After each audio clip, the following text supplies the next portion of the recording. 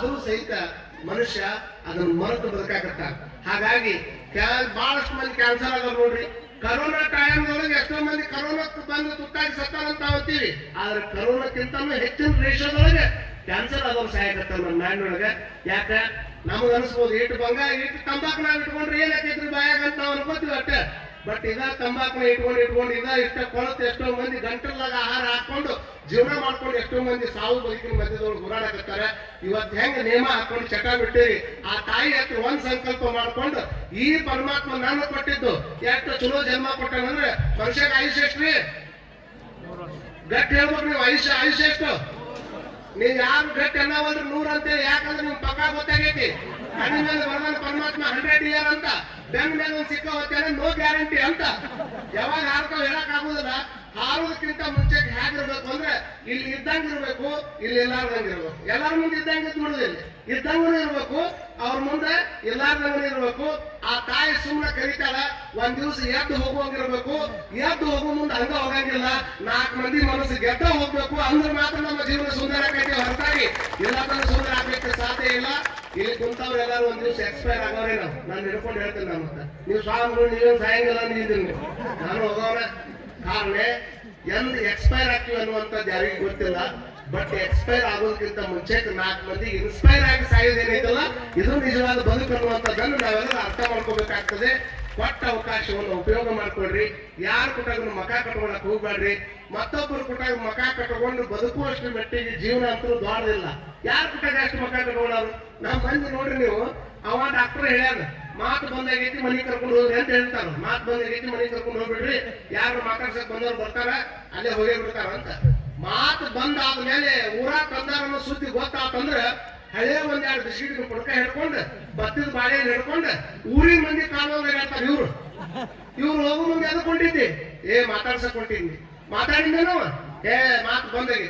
ಮಾತು ಬಂದಾದ್ಮೇಲೆ ಯಾಕೆ ಹಿಡ್ಕೊಂಡು ಹೊಂಟಿಯಪ್ಪ ಬಿಸ್ಕಿಟ? ಅವ ಚಲೋ ಇದ್ದಾಗ ಬೇಕಂತ ಹೇಳಿದಿ, ಅವ್ ಮಾತು ಬಂದಾಗ ಮಾತಾಡ್ಸಕ್ ಹೊಂಟಾಡಿವ.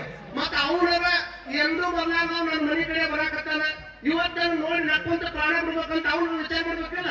ಎಂದೂ ಬರ್ಲಾರ್ದ ಮಗ ಇಂಥ ಟೈಮ್ ನಾನು ನೋಡಿ ಖುಷಿ ಪಡಕ್ ಬಂದ ಅಂತ ತಿಳ್ಕೊಂಡು ಹಾರ್ಟ್ ಬೀಟ್ ಹೆಚ್ಚಿಗೆ ಮಾಡ್ಕೊಂಡು ಹಾರ್ಟ್ ಅಟ್ಯಾಕ್ ಆವಾಜ್ ಆಯ್ತಾರೆ. ಏನ್ ಮಾಡ್ಬೇಕ್ರಿ? ಎಲ್ಲಿ ಹೇಳ್ಬೇಕು, ಯಾರು ಹೇಳ್ಬೇಕು? ಇದನ್ನ ಕಾರಣ ಇಷ್ಟೇ, ಇದ್ದಾಗ ಪ್ರೀತಿ ಮಾಡ್ಬೇಕೆ ಹೊರತಾಗಿ ಎದ್ದು ಹೋದಾಗ ಪ್ರೀತಿ ಮಾಡೋರು ಯಾರು ಪ್ರೀತಿ ಮಾಡೋರು? ಅದು ತಂದಿರ್ಲಿ, ತಾಯಿ ಇರ್ಲಿ, ಅಣ್ಣಿರ್ಲಿ, ಯಾರೇ ಇರ್ಲಿಪ್ಪ. ಇದ್ದಾಗ ಎದಿ ಓದಿದು, ಸತ್ ಮೇಲೆ ಎದಿ ಬಡ್ಕೊಂಡು ಅಳೋದು. ಇದ್ದಾಗ ಎದಿ ಓದಿದು, ಸತ್ ಮೇಲೆ ಎದಿ ಬಡ್ಕೊಂಡು ಅಳೋದು. ಇದ್ದಾಗ ಒಂದ್ ಸಣ್ಣ ಸಹಾಯ ಮಾಡ್ಲಾರ್ದವ್ರು ಸತ್ ಮೇಲೆ 1000 ಕಿಲೋಮೀಟರ್ ದೂರದಿಂದ ಓಡಿ ಬಂದು ಅವ್ರ ಮಕ ನೋಡಕ್ ಬರೋದಕ್ಕಿಂತ, ಅವ್ನ ಮಾಲೆ ಹಾಕಕ್ ಬರೋದಕ್ಕಿಂತ ಇದ್ದಾಗ ಒಂದ್ ಸಣ್ಣ ಸಹಾಯ ಮಾಡುವಂತ ಪ್ರಯತ್ನವನ್ನು ಮಾಡ್ರಿ. ಸತ್ ಮೇಲೆ ಆರಾಯ್ತು ರೀಪ್ ಅಂತ ತಿಳ್ಕೊಂಡು ಎಷ್ಟೋ ಮಂದಿ ಸ್ಟೇಟಸ್ ಹಾಕೋತಾರ ನೋಡ್ರು. ಸತ್ ಮೇಲೆ ಅವ ಸತ್ತ ಅನ್ನೋ ಸುದ್ದಿ ಗೊತ್ತಾತಂದ್ರೆ ಎಲ್ಲಿರ್ತಾರೋ ಏನ್ ಸುದ್ದಿ ಅವ್ರ ಫೋಟೋ ರೆಡಿ ಮಾಡೇ ಬಿಡ್ತಾರೆ, 2 ದೀಪ ಇಟ್ಟೇ ಬಿಡ್ತಾರೆ. ಆರಾಯ್ತು ರೀಪ್ ರೆಸ್ಟ್ ಇನ್ ಪೀಸ್ ಅಂತ ತಿಳ್ಕೊಂಡು ಹಾಕೇ ಬಿಡ್ತಾರೆ. ಸತ್ ಮೇಲೆ ಫೋಟೋ ಹಾಕಿ ದೀಪ ಇಟ್ಟು ಆರಾಯ್ತು ರೀಪ್ ಅಂತ ಹಾಕೋದಕ್ಕಿಂತ ಅವ ಇದ್ದಾಗ, ಜೀವಂತ ಇದ್ದಾಗ, ತೆಳಗೆ ಬಿದ್ದಾಗ ರೀಪ್ ಅಂತ ಹಾಕುವಂತವ್ರು ದೊಡ್ಡವ್ರು ಆಗೋದಿಲ್ಲ. ಉಯ್ತೀವ್ ಅಂತ ತಿಳ್ಕೊಂಡು ಅವನು ಯಾವಾಗ ನಾವು ಸ್ಟ್ಯಾಂಡ್ ತಗೊಂಡಿದ್ದು ಅವ್ನ ಕೂಡ ನಿಂದಿರ್ತೀವಿ, ಅವಾಗ ಮಾತ್ರ ಅವನು ಸಪೋರ್ಟ್ ಕೊಟ್ಟಾಗ ಆಕೈತೆ ಅನ್ನುವಂತ ಸತ್ಯವನ್ನ ನಾವೆಲ್ಲ ತಲೆಯಾಗಿ ಇಟ್ಕೊಳ್ಬೇಕಾಗ್ತದೆ. ಅಂತ ಪ್ರವೃತ್ತಿಯನ್ನು ನಾವು ಹೆಚ್ಚು ಬೆಳೆಸ್ಕೊಳ್ಳೋಣ. ಮನೆಯವ್ರ ಬಗ್ಗೆ ಕಾಳಜಿ ಇರ್ಲಿ, ತಂದೆ ಬಗ್ಗೆ ಕಾಳಜಿ ಇರ್ಲಿ. ವಿರಾಟ್ ಕೊಹ್ಲಿ ಅವರು ನಿವೃತ್ತಿ ಆದ ಕೂಡ ಎಷ್ಟೋ ಮಂದಿ ಬಹಳ ನರಸಿಂಹವಾಗಿ ರೋಹಿತ್ ಶರ್ಮಾನು ಇವ್ರು ನಿವೃತ್ತಿ ಆಗ್ಬಿಟ್ರು ಅಂತ ಬಹಳ ಮಂದಿ ನೋವು ಮಾಡ್ಕೊಂಡ. ಒಳ್ಳೆ ಆಟಗಾರರು, ಅವ್ರ ಬಗ್ಗೆ ನಮ್ಗೆ ಖುಷಿ ಐತಿ. ನಾ ಕೇಳ್ತೀನಿ, ಎಲ್ಲ ಯುವಕರಿಗೆ ಒಂದು ಪ್ರಶ್ನೆ ಕೇಳ್ತೀನಿ. ನಮ್ಮ ವಿರಾಟ್ ಕೊಹ್ಲಿ ಅವರು ನಿವೃತ್ತಿ ಆದ ಕೂಡ ಕೆಲವು ಮಂದಿ ಸ್ಟೇಟಸ್ ಹಾಕೊಂಡ್ವಲ್ಲ, ನಮ್ಮ ರೋಹಿತ್ ಶರ್ಮಾ ಅವರು ಅವ್ರ ನಿವೃತ್ತಿ ಆದ ಕೂಡ ಸ್ಟೇಟಸ್ ಹಾಕೊಂಡ್ವಲ್ಲ, ಅವ್ರು 30,000 ರಿಂದ 40,000 ರನ್ ಹೊಡೆದು ಬಾಳ ಸುಸ್ತಾಗ್ಯಾರಿ, ಬಾಳ ವರ್ಷದಿಂದ ಆಡಕತ್ತಾನೆ. ಅವ್ರ ನಿವೃತ್ತಿ ಆಗಿದ್ದು ಬಾಳ ಚಲೋ ಆತಂತ ಕೆಲವು ಮಂದಿ, ಇನ್ನೂ ಆಡ್ಬೇಕಾಗಿತ್ತಂತ ಕೆಲವು ಮಂದಿ. ಬಟ್ ಎಲ್ಲಾ ಯುವಕರಿಗೆ ಒಂದೇ ಒಂದ್ ಮಾತು ಕೇಳ್ತೀನಿ, ಪ್ರಾಮಾಣಿಕವಾಗಿ ಕೇಳ್ತೀನಿ, ಇಷ್ಟೇ ತಿಳ್ಕೊಡ್ರಿ. ಗ್ರೌಂಡ್ ಒಳಗೆ 3 ಫೂಟಿನ ಬ್ಯಾಟ್ ಹಿಡ್ಕೊಂಡು 30,000 ರನ್ ಹೊಡೆಯುವಂತ ವ್ಯಕ್ತಿ ನಿವೃತ್ತಿ ಆದಾಗ ನಾವು ಸ್ಟೇಟಸ್ ಹಾಕೊಂಡು ಬಹಳ ವಿಶೇಷವಾಗಿ ಸಂಭ್ರಮಾಚರಣೆ ಮಾಡ್ತೀವಿ ಅಂದ್ರೆ ನೀವು ಹುಟ್ಟಿದಾಗಿಂದ ಹಿಡ್ಕೊಂಡು ನಿನಗೇನು ಬೇಕು ಏನು ಬೇಡ ಎಲ್ಲವನ್ನು ಕೊಟ್ಟು ಕೊಟ್ಟು ಕೊಟ್ಟು ನೀನು ಇವತ್ತು ದುಡಿತಿದ್ದಿ, ನಾಳೆ ದುಡಿತಿದ್ದಿ, ಅಚ್ಚಿನಾಡು ದುಡಿತಿದ್ದಿ, ಕಾಲ ಮೇಲೆ ಇಟ್ಕೋತಾನ ಅಂತ ತಿಳ್ಕೊಂಡು ನಿಮ್ಮಪ್ಪ ನಿನ್ನ ಬದುಕು ಸಲುವಾಗಿ ಇನ್ನೂ ನಿನಗೆ 30 ವಯಸ್ಸಾದ್ರೂ ಸಹಿತ ಹೊಲದಾಗನ ನಿವೃತ್ತಿ ತಗೊಳ್ಳಾರ್ದ ದುಡಿಯಾಕತ್ತಾನಲ್ಲ. ಯಪ್ಪ ನೀ ಎಷ್ಟು ದಿವಸ ಇದ್ರೆ ದುಡಿಯವ, ಯಾವಾಗ ನಿವೃತ್ತಿ ಯಾಕೆ ಅಂತ ಯಾವ ಮಗ ಕೇಳ್ತಾನ ಅವನ ನಂಬರ್ 1 ಮಕ್ಕಳು ಹಾಕ್ತಾರ ಅನ್ನುವಂಥದ್ದನ್ನು ಸತ್ಯವಾಗಿ ನಾವೆಲ್ಲ ತಿಳ್ಕೊಳ್ಬೇಕಾಗ್ತದೆ. ಒಂದ್ ದಿವಸ ಯಾರು ಕೇಳಿವ್ ನಾವು, ಹೌದಪ್ಪ ನೀ ಯಾವಾಗ ನಿವೃತ್ತಿ ಆಗವ, ಎಷ್ಟು ದಿವಸ ಅಂತ ನಮಗ್ ದುಡಿಯವ. ತಾಯಿ ತನ್ನ ಮಗನನ್ನ ಕಂಕಳ ಮೇಲೆ ಅಂದ್ರೆ ಸೊಂಟದ ಮೇಲೆ ಹೊತ್ಕೊಂಡು ಹೊಂಟಾಳಂದ್ರ ಆಕೆ ಉದ್ದೇಶ ನಾನ್ ನೋಡುವಂತ ಜಗತ್ತನ್ನೆಲ್ಲ ನನ್ನ ಮಗ ನೋಡ್ಲಿ ಅಂತ ಅವ್ರ ತಾಯಿ ಆಸೆ. ಅವ್ರಪ್ಪ ಮಾತ್ರ ಹೆಗಲ ಮೇಲೆ ಹೊತ್ಕೊಂಡು ಹೋಗ್ತಿರ್ತಾನೆ. ಜಾತ್ರೆಗೆ ನೋಡ್ರಿ ನೀವು ನಾಳೆ ಯಾರು ಹೊತ್ಕೊಂಡು ಹೋಗ್ತಾರ, ಹೆಗಲ ಮೇಲೆ ಹೊತ್ಕೊಂಡು ಹೋಗ್ತಾರ ಅಂತಂದ್ರೆ ಅವನ ಉದ್ದೇಶ ಏನು? ತಾಯಿ ಉದ್ದೇಶ ನಾನ್ ನೋಡಿದ ಜಗತ್ತೆಲ್ಲ ನೋಡ್ಲಿ ಅನ್ನುವಂಥದ್ದು ತಾಯಿ ಉದ್ದೇಶ. ಆದ್ರೆ ಅವ್ರ ಅಪ್ಪನ ಉದ್ದೇಶ ನಾನು ನೋಡಲೇ ಇರತಕ್ಕಂಥ ಜಗತ್ತನ್ನು ನನ್ನ ಮಗ ನೋಡ್ಬೇಕನ್ನುವಂತ ಭಾವನೆಯಿಂದ ಹೆಗಲ ಮೇಲೆ ಹತ್ಕೊಂಡು ಅಡ್ಡಾಡ್ತಾನೆ ಅನ್ನುವಂಥದ್ದನ್ನ ಈ ಸಂದರ್ಭದೊಳಗೆ ಹೇಳಕ ಅವ್ರೊಂದಿಷ್ಟು ದುಡಿದನ್ನು ಬಿಡಿಸ್ರಿ. ಯಾರು ನಿಜವಾದ ಮಕ್ಕಳಾಗ್ತಾರ ಅಂದ್ರೆ ಕಟ್ಟಿ ಮೇಲೆ ಕುತ್ಕೊಂಡು ರೊಟ್ಟಿ ತಿನ್ನೋರು ನಿಜವಾದ ಮಕ್ಕಳು ಆಗೋದಿಲ್ಲ. ಜನ್ಮ ಕೊಟ್ಟ ತಂದೆ ತಾಯಿಗಳನ್ನ ಮನೆಯಾಗ ಕುಂದಿರಿಸಿ ರೊಟ್ಟಿ ಮೇಲೆ ದುಡಿದು ರೊಟ್ಟಿ ಹಾಕುವಂತವ್ರು ಯಾರು ಅದಾರ ಅವ್ರು ನಿಜವಾದ ಮಕ್ಕಳಾಗ್ತಾರ ಅನ್ನುವಂಥದ್ದನ್ನು ಈ ಸಂದರ್ಭದೊಳಗೆ ಹೇಳಿ ಜೋರ್ ಹೇಳಿದಾಗ ಚಪ್ಪಾಳಿ ಹೊಡಿತೀನಿ, ಮದುವೆ ಅವ್ರ ಕೆಲಸಕ್ಕೆ ಕಳಿಸ್ತೀರಿ. ಹಂಗಾಗ್ಬಾರ್ದು. ಹಾಗಾಗಿ ಅಂತ ಒಂದು ಕಾರ್ಯಕ್ರಮದೊಳಗೆ ಈಗ ಹೆಂಗ್ ವಾತಾವರಣ ಐತಿ ಸಿಂಗ್ಟಾನೂರ್ದು ಅಂದ್ಕೊಂಡೇ ಒಂದು ಭಾವನಾತ್ಮಕ ಸಂಬಂಧ, ಅದರೊಳಗೆ ಒಂದು ಏನೋ ದೊಡ್ಡ ಶಕ್ತಿ.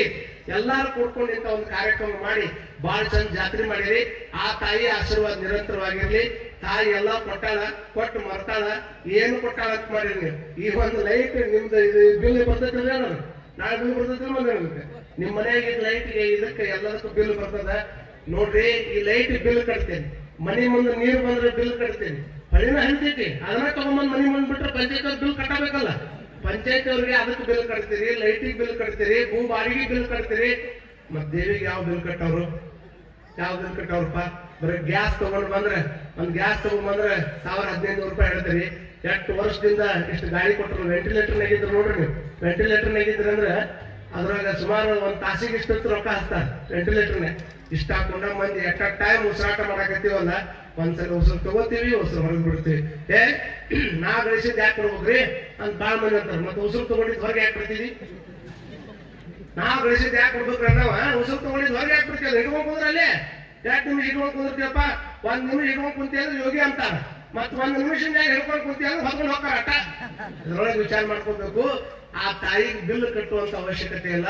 ಪರಿಶುದ್ಧವಾದಂತ ದಿಲ್ಲನ್ನು ಮಾತ್ರ ಆ ತಾಯಿ ಕೊಟ್ಟು ಬಿಟ್ರೆ ಆ ತಾಯಿ ಆಶೀರ್ವಾದ ಮಾಡ್ತಾಳೆ ಅನ್ನುವಂಥದ್ದನ್ನು ಹೇಳಿ ದಿಲ್ ಆಟ ಕೊಟ್ರೆ ನೀವು ಬಾಳ ಮಜಾ ಇರ್ತೀರಿ. ಈ ಕಡೆ ಕುಂತವ್ರ ತಾಯಿ ಅಂದ್ರೆ ಅವ್ರು ಇವ್ರು ಹೇಳೋಕ್ಕಿಂತ ಮುಂಚೆಕ್ಕೆ ಅವ್ರು ಮನೆ ಮುಂದೆ ಅಡ್ಡಾಡಿ ಅವ್ರ ಕಂಪೌಂಡ್ ಏನು ಹೂವು ವಾಕಿಂಗ್ ಮಾಡ್ದಂಗ್ ಮಾಡಿ ಆ ಕಂಪೌಂಡ್ ಏನು ಹೂವು ಹರ್ಕೊಂಡು ನೀವು ಬರ್ತೀರಿ. ಯಾಕೆ ಮೇಲೆ ನಿಮ್ಗೆ ಇರ್ತಾರ ಹೂವ ಯಾವ ಹರ್ಕೊಂಡ ಹೋಗ್ಯಾವ ಏನೋ ಮಾಡ್ಕೊಂಡ ಹೋಗ್ಯಾವ ಅಂತ ತಿಳ್ಕೊಂಡು ಅದಕ್ಕೆ ಅಂತ ಹೂವಿನ ಬಗ್ಗೆ ತಲೆ ಕೆಡಿಸ್ಕೊಳ್ಳಾರ್ದಂಗೆ ಜೀವನ ಮಾಡ್ರಿ ಅಂತ ಹಾರೈಸಿ ನಮ್ಮ ಶಿಂಕಾನೂರು ಎಲ್ಲಾ ಸದ್ಭಕ್ತರು ಪ್ರೀತಿಯಿಂದ ಕರೆದಿದ್ದಕ್ಕೆ ಬಂದು 2 ಮಾತುಗಳನ್ನು ಮಾತಾಡಿದ್ದೇನೆ. ನಿಮ್ಗೆಲ್ಲರಿಗೂ ಒಳ್ಳೇದಾಗ್ಲಿ.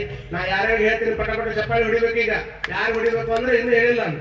ಯಾರ್ಯಾರು ಹೊಡಿಬೇಕು ಪಟ ಮಾತು ಹೇಳಿಸ್ಕೋಬಾರ್ದು. ಇಷ್ಟು ದೊಡ್ಡ ಜಾತ್ರೆಯನ್ನ ನಮ್ಮ ಹಿಂದಿನ ಹಿರಿಯರ ಮಾಡಿಲ್ಲ, ಆದ್ರೆ ಮಾಡ್ಬೇಕಂತ ತಿಳ್ಕೊಂಡು ಅದನ್ನ ಸಂಕಲ್ಪ ಮಾಡಿ ಏನು ಹಿರಿಯತನ ಮಾಡಿ ಜಾತ್ರೆ ಮಾಡಕತ್ತಾರಲ್ಲ ಅವ್ರಿಗೊಂದು ಜೋರಾಗಿ ಚಪ್ಪಾಳಿ ತಟ್ರಮ್ಮ. ಮತ್ತ ಅವ್ರು ಜಾತ್ರೆ ಮಾಡಕಂತ ತಿಳ್ಕೊಂಡು ಇದನ್ನ ಕೇಳ್ರಣ್ಣ ಇದನ್ನ ಜಾತ್ರೆ ಮಾಡಾಕ ತಿಳ್ಕೊಂಡಿನ ಜಾತ್ರೆ ಮಾಡಾಕತ್ತರು. ಮತ್ತ ಅದಕ್ಕೆ ರೊಕ್ಕ ಕೊಡೋರು ಯಾರು? ಪಟ್ಟಿನ ಎಕರೆಗೆ 2000 ರೂಪಾಯಿ ಹಾಕ್ಬೇಕು ಅಂದ್ಕೊಂಡಿನ ಎಕ್ಕದಷ್ಟಾಗ್ಲಿ ಜಾತ್ರೆ ಮಾಡೋದ ಅಂತ ತಿಳ್ಕೊಂಡು ಎಕರೆಗೆ 2000 ರೂಪಾಯಿ ಪಟ್ಟಿ ಹಾಕಿದ್ರು ಸಹಿತ ತಗೋರಂತ ಕೊಟ್ಟರು ದಾನಿಗಳು. ಅವ್ರಿಗೊಂದು ಜೋರಾಗಿ ಚಪ್ಪಾಳಿ ತಟ್ರಿ. ಮತ್ತ ಅವರು ದಾನ ಕೊಟ್ರು, ಇವ್ರು ಪಟ್ಟಿ ಇಸ್ಕೊಂಡ್ರು, ಎಲ್ಲ ಆಯ್ತು. ಮುಂದೆ ಜಾತ್ರೆ ಹೆಂಗ್ ಮಾಡೋದು ಅಂತ ತಿಳ್ಕೊಂಡು ಯಾನೇ ಮುಂದೆ ಹೋಗಿ ಕೇಳ್ಕೊಂಡ್ ಬಂದ್ರಲ್ಲ, ಅವ್ರಿಗೆ ಸಲಹೆ ಕೊಟ್ರಲ್ಲ, ಅವ್ರಿಗೊಂದು ಜೋರಾಗಿ ಚಪ್ಪಾಳಿ ನೋಡ್ರಿ ಕುತ್ಕೊಂಡು. ಅಲ್ಲಿಂದ ಬಂದ ಮೇಲೆ ಮತ್ ಯಾರು ಕರೆಸ್ಬೇಕು, ಹೆಂಗ್ ಮಾಡ್ಬೇಕು, ಪೆಂಡಲ್ ಹೆಂಗ್ ಹಾಕಿಸ್ಬೇಕು, ಲೈಟ್ ಹೆಂಗ್ ಹಾಕಿಸ್ಬೇಕು, ಅರೇಂಜ್ಮೆಂಟ್ ಹೆಂಗ್ ಮಾಡ್ಬೇಕು ಅಂತ ತಿಳ್ಕೊಂಡು ಇಷ್ಟು ಪೆಂಡಲ್ ಲೈಟ್ ಮೈಕ್ ಎಲ್ಲ ಮಾಡ್ಯಾರಲ್ಲ ಅವ್ರಿಗೊಂದು ಜೋರಾಗಿ ಚಪ್ಪಾಳಿ ತಟ್ರಿ. ಇಷ್ಟೆಲ್ಲ ರೆಡಿ ಆದ್ಮೇಲೆ ಸ್ವಾಮಿಗಳಿಗೆ ಆಮಂತ್ರಣ ಕೊಡಕ್ ಪಾಪ ಅಲ್ಲಿ ಹೋಗೋಗಿದ್ದಲ್ಲಿ ನಮ್ಮ ಮಠದ ಒಡ್ಡಟ್ಟಿ ಮಠದ ದ್ವಾರವಾಗದ್ದು ಒಂದು ಇದನ್ನ ಹಚ್ಚದಿರ್ತಾವ. ಅವತ್ತ ಬಂದು ಆಮಂತ್ರಣ ಕೊಟ್ರು ನಮ್ಗೆ. ನಂಗೆ ಎಲ್ಲ ಸ್ವಾಮಿಗಳಿಗೆ ಆಮಂತ್ರಣ ಕೊಟ್ಟು ಅವ್ರೇನು ಹಿರಿಯರು ಬಂದಿದ್ರಲ್ಲ ಅವ್ರಿಗೊಂದು ಜೋರಾಗಿ ಚಪ್ಪಾಳಿ ತಟ್ರಿ. ಮತ್ತ ಅವ್ರು ಹೇಳಿದ ಕೂಡಲೇ ಓಡಿ ನಾವು ಬಂದಿವಿ ಅಲ್ಲಿ ನೋಡಿ ಮತ್ತೆ ನಮ್ಮ ನೋಡಿ ಚಪ್ಪಾಳಿನ. ಮತ್ತೆ ಅರ್ಧ ಇಷ್ಟ ಕೂಡ ಎಲ್ಲ ಮಂದಿ ಅರ್ಧ ಬಂದಾರ. ಅವ್ರಿಗೆ ಬೆಳಗಾವಿ ಸರ್ ನೋಡ್ರಿ ಎಷ್ಟೋ ವರ್ಷದ ಹಿಂದೆ ಇಲ್ಲಿ ನೌಕರಿ ಮಾಡ್ಯಾರ, ಅವರು ಈ ಉಪನ್ಯಾಸಕ್ಕೆ ಬಂದಾರ. ಅವ್ರಿಗೊಂದು ಜೋರಾಗಿ ಚಪ್ಪಾಳಿ ತಟ್ರಿ. ಅವರು ಬಂದ್ರು ಇವರು ಕರೆದ್ರು ಎಲ್ಲಾರು ಬಂತು. ಆದ್ರೆ ಮತ್ತೆ ನೀವ ಎಲ್ಲರೂ ಪಾಪ ಬೀಗರು ಬೀದ್ರು ಶಟ್ಕೊಂಡು ಹೋದವ್ರು ಆ ಕಡೆ ಬರ್ಲಾರ್ದಂಗಿದ್ದವ್ರು ಎಲ್ಲರೂ ಬಂದಾರಲ್ಲ ಅವ್ರಿಗೂ ಮಾಡ್ರಿ ಜಪಾನಿನ. ಅದ್ರಾಗ ಕೇಳುದು ನಂದು ನಡೆದೈತಿ, ಕೇಳುದು ನಿಂದ ನಡೆದೈತಿ. ಆದ್ರೆ ನೀವ್ ಹೇಳ್ರಿ ಅಜ್ಜಾರ ಅವ್ರು ಕೇಳಿ ಅಜ್ಜಾರ ಅಂತ ತಿಳ್ಕೊಂಡು ಎಷ್ಟೋ ಮಂದಿ ಅಡಿಗೆ ಮಾಡಕತ್ತಾರ ನೋಡಿ ನಮ್ಮ ಹಿರಿಯರಲ್ಲಿ. ಅವ್ರಿಗೊಂದು ಜೋರಾಗಿ ಚಪ್ಪಾಳಿ ತಟ್ರಿ. ಅಡಿಗೆ ಮಾಡದಕ್ಕೆ ಎಷ್ಟೋ ಮಂದಿ ಕಡಿಗೆ ಹೊಡೆದು ಕೊಟ್ಟಾರಲ್ಲ ಅವ್ರಿಗೊಂದು ಜೋರ್ ಹೊರಗೆ ಬಿಡಬೇಡ. ಒಂದಿಷ್ಟು ಹುಡುಗರು ಅಜ್ಜಾರ ಹೇಳುದು ನಿಮ್ದಿರ್ಲಿ, ಕೇಳುದು ಅವ್ರದಿರ್ಲಿ, ಅಡಿಗೆ ಮಾಡೋದು ಅವ್ರದಿರ್ಲಿ, ನೀಡುದು ಮಾತ್ರ ನಮ್ದೇ ಇರ್ಲಿ ಅಂತ ಎಷ್ಟೋ ಮಂದಿ ಊಟಕ್ಕೆ ನೀಡಾಕತ್ತಾರ. ಅವ್ರಿಗೊಂದು ಜೋರಾಗಿ ಚಪ್ಪಾಳಿ ಹೊಡ್ರಿ. ಇಟ್ಟು ಹೇಳುದು ನಡೆದೈತಿ, ಇಟ್ಟು ಕೇಳುದು ನಡೆದೈತಿ, ನನಗೇನು ಸಂಬಂಧ ಇಲ್ಲ ಅಂತ ಇನ್ನೂ ಎಷ್ಟೋ ಮಂದಿ ಟಿವಿ ಹತ್ಕೊಂಡು ಮನೆಯಾಗ ಕುಂತಾರಲ್ಲ ಅವ್ರಿಗೊಂದು ಜೋರಾಗಿ ಚಪ್ಪಾಳಿ ಹೊಡ್ರಿ. ಮತ್ತೆ ಅವ್ರು ಯಾರು ಬಂದಿಲ್ಲ ಅಂದ್ರೆ ಅವ್ರ ಮನೆ ಮುಂದೆ ಹೋಗೋ ಮುಂದೆ ಒಂದು ಚಪ್ಪಾಳಿ ಹೊಡೆದ ಹೋಗ್ರಿ ನೀವು. ಯಾಕಂತ ಕೇಳಿದ್ರೆ ಹೇಳ್ಬೇಕು ನೀವು ಅವ್ರಿಗೆ. ಇಲ್ಲ ಮನಪಾಡು ಸ್ವಾಮಿಗಳು ಹೇಳ್ಯಾರ ಇಡೀ ಊರವ್ರು ಜಾತ್ರೆ ಎಂದೂ ಮಾಡಲಾರ್ದವ್ರು ಇವತ್ತು ಜಾತ್ರೆ ಮಾಡಕತ್ತೀವಿ. ಮತ್ತೆ ಇಡೀ ಊರಿಗೆ ಗ್ರಾಮ ದೇವತೆ ದೊಡ್ಡ ಜಾತ್ರೆ ಮಾಡಿದ್ರೆ ಮತ್ತೆ ಗ್ರಾಮ ದೇವತೆ ಜಾತ್ರೆ ಬಿಟ್ಟು ನಿಮ್ಮ ಮನ್ಯಾಗ ಟಿವಿ ಹತ್ಕೊಂಡು ಕುಂತಿ ಅಂದ್ರೆ ನಮ್ಮ ಊರಿನ ದೊಡ್ಡ ದೇವತೆ ನೀನು ಅಂತ ಹೋಗ್ಬೇಕತ್ತಿ ಮನೆ ಮುಂದೆ. ಮತ್ತೆ ಅಜ್ಜ ಯಾರು ಅಂತ ತಿಳ್ಕೊಂಡು ನಿಮ್ಗೆ ಯಾರು ಬೇಡ ಇರ್ತಾರ ಅವ್ರ ಮನೆ ಮುಂದೆ ಹೊಡ್ಕೊಂಡ್ರಿ ನೀವು ಚಪ್ಪಾಳಿನ. ಹಂಗ ಯಾರು ಮಾಡಕ್ ಹೋಗ್ಬೇಡ್ರಿ. ಅದ್ರಾಗ ಬಂದಿಟ್ಟು ಒಟ್ಟ ಚಪ್ಪಲಿನ ಹಾಕೊಂಡ್ಬಾರ್ದು ಅಂತ ತಿಳ್ಕೊಂಡು ಹೇಳ್ಯಾರ ಅಂತ ತಿಳ್ಕೊಂಡು ಅವ್ರ ಮನೆ ಮುಂದೆ ಈ ಕಡೆ ಬಿಟ್ಟು ಬಂದಾಗ ಅಲ್ಲಿ ಯಾರು ನೋಡಿ ಹಳೆ ಆಡ್ಬಿಟ್ಟು ಯಾರು ಹೊಸ ಹಾಕೊಂಡು ಹೋಗಿದ್ರೆ ಅವ್ರಿಗೂ ಬಿಟ್ಟು ಹೋಗಿ ಚಪ್ಪಲಿನ ಇನ್ನು ಯಾವದ ಅವ್ನು ಉಳಿಸ್ಕೊಂಡು ನೀವು ಹೊಡ್ರಿ ಅನ್ನುವಂತ ಮಾತಾಡಿ ಸಂದರ್ಭದೊಳಗೆ ಹೇಳಿ ನಿಮ್ ಪ್ರೀತಿ ವಿಶ್ವಾಸ ಹಿಂಗೆ ಇರ್ಲಿ. ಸದಾ ಹಿಂಗ ನಕ್ಕೊಂತ ಇರ್ರಿ. ಮತ್ತೆ ನಾವೇನಿಲ್ಲ ನಿಮ್ಮ ಮಗ್ಗಲಾಗಿ ಇರ್ತೀವಿ. ಎಂದಾದ್ರೂ ಸಹಿತ ಮಾತಾಡೋಣ ಅನ್ನುವಂತ ಮಾತನ್ನು ಹೇಳ್ತಾ ಇದ ಜಾತ್ರೆ ಇನ್ನೆಷ್ಟು ದಿವಸ ಇದ್ರಿ? ಇನ್ನೂ 4 ದಿವಸ ಅದು. 4 ದಿವಸ ನಡೆಯುವಂತ ಜಾತ್ರೆ ಒಳಗೆ ಯಾರು ಹೇಳಿಸ್ಕೋಬೇಡ್ರಿ, ಯಾರು ಕೇಳಿಸ್ಕೋಬೇಡ್ರಿ. ಇದೊಂದು ಪುಣ್ಯ. ಸೇವೆಗೊಂದು ಅವಕಾಶ ದೊರಕುವುದೇ ಪುಣ್ಯ, ಸೇವೆಗೊಂದು ಅವಕಾಶ ದೊರಕುವುದೇ ಪುಣ್ಯ. ಆ ದೊರೆತದನ್ನು ಅವಕಾಶವನ್ನ ಈ ದರೆಯೊಳಗೆ ಯಾರು ಸರಿಯಾದ ಒಳಗೆ ಉಪಯೋಗ ಮಾಡ್ಕೊಂತಾರ ಅವನ ಜೀವನ ಪಾವನ ಆಕೈತೆ ಅನ್ನುವಂತ ಮಾತನ್ನ ಈ ಸಂದರ್ಭದೊಳಗೆ ಹೇಳ್ತಾ ಎಲ್ಲ ಯುವಕರು ಅವ್ರ ಹಿರಿಯರು ಹೇಳೋಕ್ಕಿಂತ ಮುಂಚೆ ತೊಳೆಯುದು ಬೆಳೆಯುದು ಎಲ್ಲ ಮಾಡಿ ಊರು ಸ್ವಚ್ಛತೆ ಇಟ್ಟು ಆ ದೇವಿ ಆಶೀರ್ವಾದ ನಿಮ್ಗಾಗ್ಲಿ. ನಾನು ದೇವಿ ಹತ್ರ ಇಷ್ಟ ಬೇಡ್ಕೊಂತೀನಿ. ಎಷ್ಟು ಮಂದಿ ಎಲ್ಲ ಕುಡ್ಕೊಂಡು ಜಾತ್ರೆ ಮಾಡಕತ್ತಾರ. ಯಾರಿಗೆ ಮೊಣಕಾಲು ನೋವು ಬರ್ಲಾರ್ದಂಗಿರ್ಲಿ, ಯಾರಿಗೂ ಆರೋಗ್ಯ ಕೆಡಲಾರ್ದಂಗಿರ್ಲಿ, ಯಾರ ಒಳಗೂ ದೀಪಕ್ಕೆ ಬೇಕಾದ್ರೆ ಎಣ್ಣೆ ಹೋಗ್ಲಿ, ಹೊಟ್ಯಾಗ ಮಾತ್ರ ಎಣ್ಣೆ ಹೋಗುವಂಗ ಆಗಲ್ಲ, ಆದಂಗ ಆಗ್ಲಿ ಅನ್ನುವಂಥದ್ದನ್ನ ಅದ್ರ ಸಮಸ್ಯೆ ಇದೆಯಲ್ಪ. ಹೌದಿಲ್ಲ ಪಾಪ ನಮ್ ಜಲಿಗಿರಿಯನ್ನ ಮುಂಜಾನೆಯಿಂದ ಹಂಗ ಫೋನ್ ಹಚ್ಚದ ಮಂದಣ್ಣ ಅವ್ರು ಹಚ್ಚಿದ್ರು, ಎಲ್ಲ ಹಿರಿಯರು ಹಚ್ಚಿದ್ರು. ಬಂದ್ 2 ಮಾತು ಮಾತಾಡಿನಿ. ಇಲ್ಲಿಂದ ನಮ್ಮ ಹಾವೇರಿಗೆ ಹೋಗ್ಬೇಕು. ಮುಂಜಾನೆ 5 ಗಂಟೆಗೆ ಪಾದಯಾತ್ರೆ ಚಲೋ. ಎಲ್ಲರಿಗೂ ಧನ್ಯವಾದಗಳನ್ನು ಹೇಳ್ತಾ ನಮ್ಮ ಪೂಜ್ಯರು ಬಂದಾರ ಅವರೆಲ್ಲರಿಗೂ ಸಹಿತ ಧನ್ಯವಾದಗಳನ್ನು ಮಾತು